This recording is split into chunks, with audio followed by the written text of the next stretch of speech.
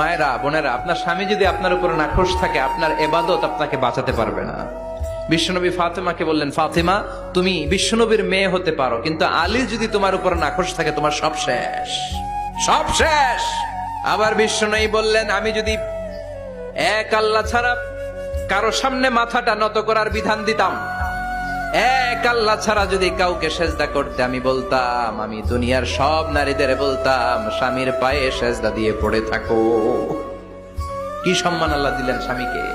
আপনার জান্নাত আপনার স্বামীর ভেতরেই। স্বামীকে সন্তুষ্ট করেন, স্বামীর আনুগত্য করেন, দেখবেন ফ্যামিলিটা সুন্দর হবে।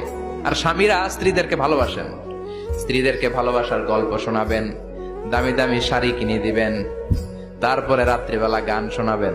আধরাতে যদি ঘুম ভেঙে যায়, মনে পড়ে মোরে প্রিয়, চাঁদ হয়ে রব আকাশের গায়ে, বাতায়ন খুলে দিও। এই গানগুলো শুধু বউয়ের গান, শালীর গান না, বাবির জন্য না, চাচাতো বোনের জন্য না। উল্টা পাল্টা জায়গায় করলে গুনাহ আছে না নাই? স্ত্রীর সাথে প্রেম নিবেদন করেন, ভালোবাসা নিবেদন করেন, সংসারটারে শান্তিপূর্ণ করে দিবে কে?